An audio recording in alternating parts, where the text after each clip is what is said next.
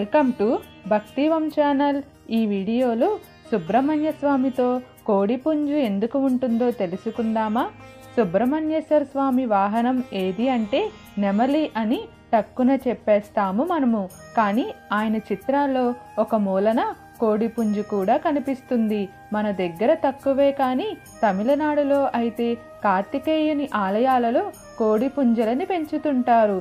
ఇంతకీ కార్తికేయునికి కోడిపుంజుకి మధ్య అనుబంధం ఏమిటో ఇప్పుడు తెలుసుకుందాం.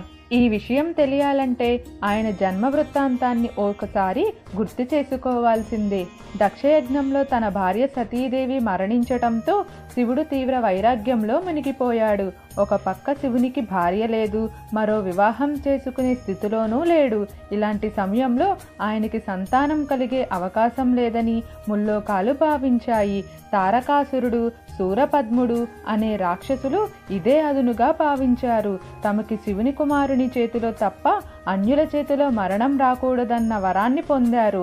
వరాన్ని పొందిన ఆ రాక్షసులు ఆగడాలకు అంతు లేకుండా పోయింది. ఏకంగా స్వర్గం మీదకే దండెత్తి ఇంద్రునిని జయించారు. ఇలాంటి పరిస్థితుల్లో దిక్కుతోచని దేవతలు శివుని వైరాగ్యాన్ని భగ్నం చేయమంటూ ఆ మన్మధుని వేడుకున్నారు. కానీ ఆ ప్రయత్నం చేయబోయిన మన్మధుడు శివుని కోపానికి గురై భస్మమైపోయాడు. ఆ సమయంలో శివుని నుంచి వెలువడిన కాంతిపుంజమే కార్తికేయునిగా అవతరించింది. అయితే శివుని కాంతిపుంజాన్ని అగ్నిదేవుడు సైతం భరించలేకపోయాడు. ఆయన దానిని గంగానదిలో విడిచిపెట్టాడు. అలా గంగానదిలోని రెల్లు పొదల మధ్య జన్మించిన కార్తికేయుని 6 అక్కా చెల్లెళ్ళు పెంచారు. కొన్నాళ్ళకి కార్తికేయుడు తన తల్లిదండ్రులను చేరుకున్నాడు.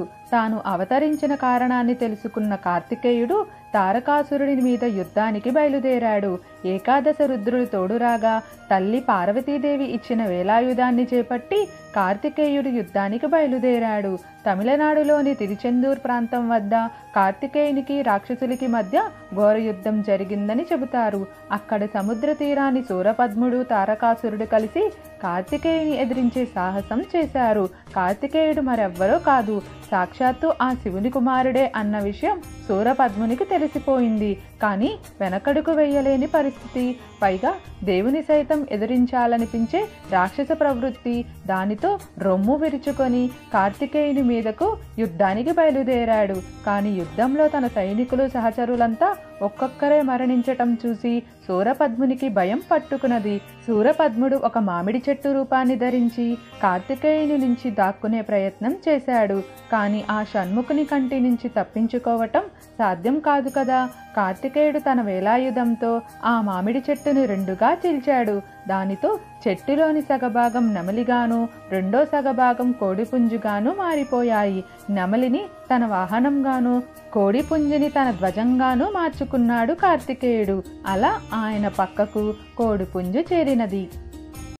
మీకు ఏమైనా సందేహాలు ఉంటే దయచేసి కామెంట్ సెక్షన్లో తెలియజేయండి. మీకు ఈ వీడియో నచ్చినట్లయితే లైక్ చేయండి, షేర్ చేయండి, అలానే సబ్స్క్రైబ్ కూడా చేసుకోండి.